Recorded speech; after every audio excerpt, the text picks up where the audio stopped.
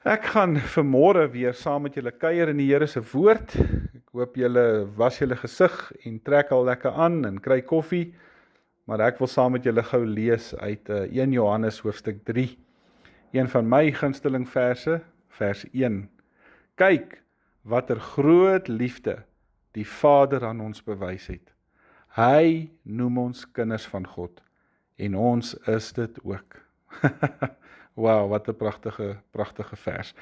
Weet julle, alle ouers, as hulle nou regtig reggeaard is, is almal lief vir hulle kinders.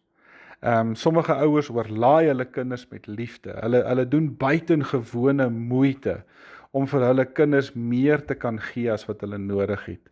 Hulle ontbeer selfs items wat hulle baie nodig het, sodat hulle vir hulle kleingoed iets anders kan gee. En hulle gee nie net aan hulle net goed wat geld nie kan verskaf nie, maar hulle oorlaai ook hulle kinders met aanmoediging, ondersteuning, vertroosting. En dan baie keer as mense na daai ouers kyk, dan sê hulle partykeer, ag, hulle bederf hierdie kinders tot in die afgrond in. Nou weet julle, as ek vanmôre hierdie vers lees, die liefde wat die Vader aan ons bewys het, dan kan ek vanmôre vir julle sê, dit is 'n tipe pa wat hy is. Hy het ons nie net lief nie. Hy oorlaai vir ons. Hy oorlaai vir ons met sy oneindige liefde. Hy het homself nie gespaar nie. Hy was nooit synig nie.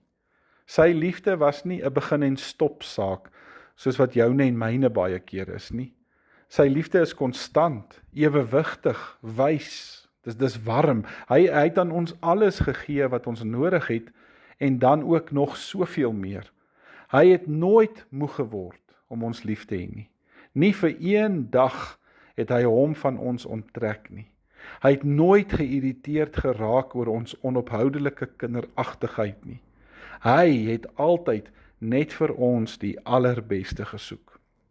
En weet julle, in Jesus Christus het God aan ons 'n model kom gee, 'n hemelse voorbeeld. Deur Jesus het God vir ons gewys hoe innig hy vir ons lief is.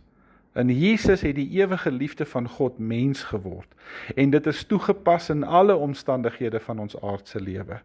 En so gaan hy nog elke dag voort om vir jou en my te oorlaai, asof daar net een enkele mens is vir wie God kan lief wees, en dis vir jou.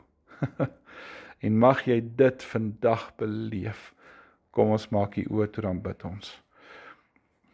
Vader God, kom voorsien vandag in die behoefte van almal wat voel dat hulle liefde nodig het.